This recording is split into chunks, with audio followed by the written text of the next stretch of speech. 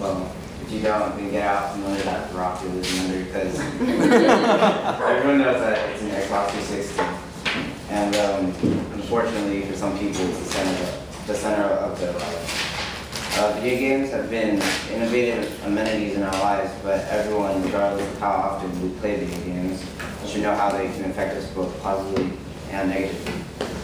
With the rise in the popularity of video games, we should discourage the overuse of video games because playing them too much can be negative, prevent us from being fully engaged in real life, and damage the quality of the world outside of video games. So video games can be enjoyable, but too many can be negative. First of all, they can be expensive. Think about all the video game consoles out right now. There's the Xbox, the PlayStation, Nintendo Wii, and there's all these handheld consoles like the DS, PSP. And the Wii came out at $250, the PS3 at $500 and $600, depending on how many gigabytes you wanted, and the Xbox at $479. And along with this, each separate game for the PS3 or Xbox is about $60, and for the Wii about $50. So these prices can be a huge pain in our wallets, yet we, and more specifically parents, continue to empty their pockets to purchase these games for their children. Grabstats.com notes that in 2006 and 2007, the total dollar sale of video games was $6.46 billion and $8.64 billion respectively, and that's not including computer games. So that just shows how expensive video games have become. Also, video games can get to the point where they prevent production and can even become addictive. Even I've fallen to being in class and thinking about video games and not being able to focus on what's going on during class. Furthermore, they can encourage violence and bad behavior, especially in children. In a violent video game study by the doctors Gentile, Lynch, Linder, and Walsh, they found that adolescent females play video games about 5 hours a week, and adolescent males play about 13 hours a week.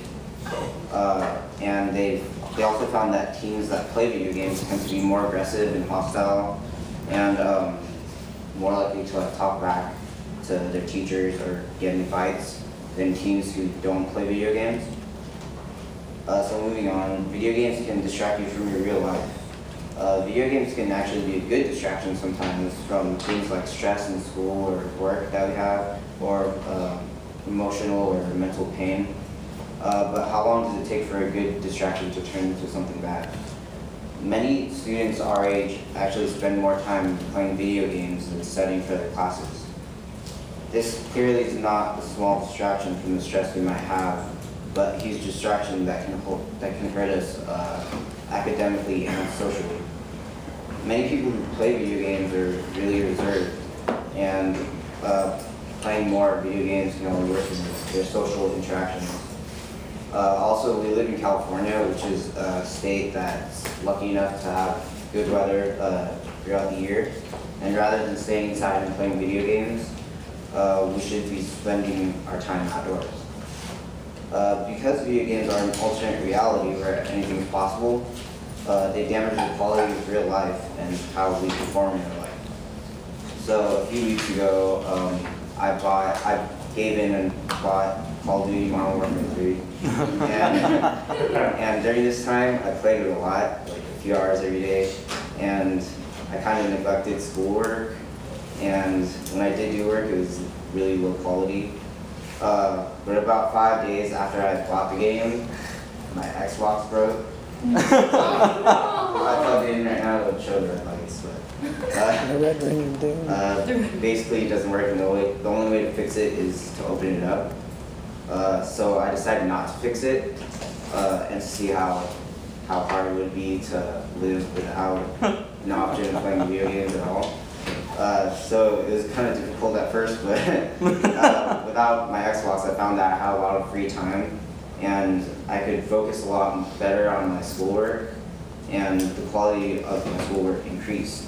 And I have 7:30 classes, so I was less tired in the morning when I had to wake up. So video games are getting more and more appealing. They can be great stress relievers, but too many video games can hurt you, affect your social interactions, and damage the quality of your life. I'm not saying that video games are bad necessarily, but putting a limit on how much we play them can help us immensely. If you don't play video games, this might not seem relevant to you, but some of us might plan to have children in the future, and knowing how much we should limit their playing video games can be important to know. So the next time you turn on an Xbox or PlayStation or Wii, remember there's a world outside your windows. Go out there and adventure.